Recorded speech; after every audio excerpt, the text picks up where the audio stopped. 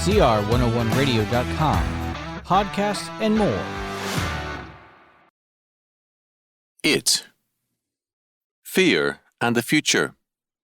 November the 22nd, 1955. Good morning, friends.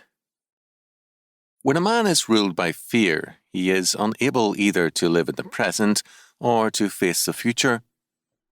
His days are marked by a continuing inability to face up to the reality of time and an unwillingness to enjoy life today.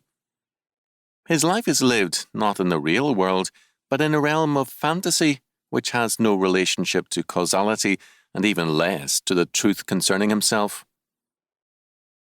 Such a man is constantly dreaming about an ideal future, one in which all burdens are removed, all problems solved, and all responsibility replaced by pleasure and undeserved reward.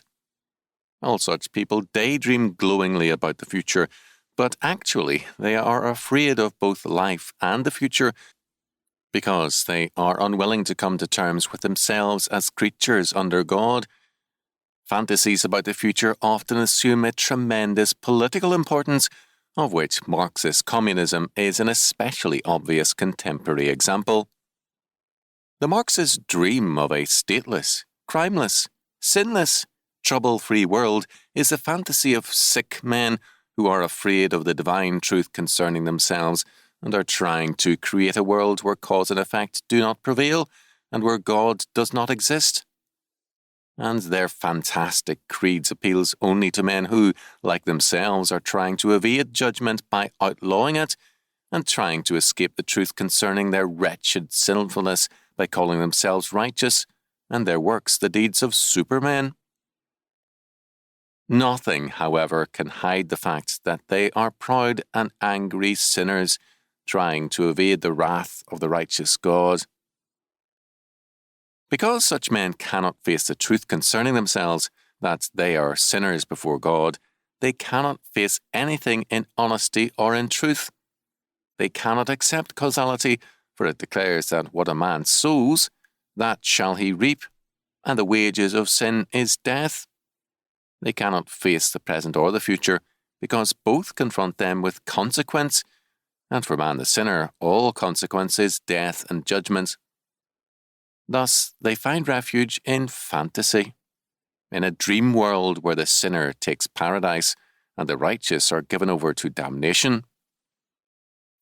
All such dreaming is an escape from the world of time and causality, and all such evasion is a running away from ourselves. And all such attempts to escape facing up to ourselves are born of sin and involve an attempt to evade the fact of man's sin against God. The only result of this evasion is fear and more fear.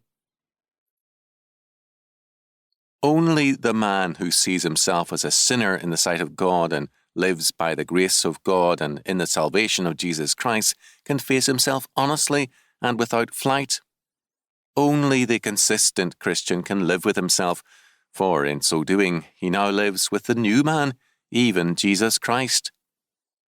Only the consistent Christian can live readily and victoriously in the real world in terms of causality, in terms of time, past, present, and future, because he alone has escaped judgment in Jesus Christ and has victory even in death.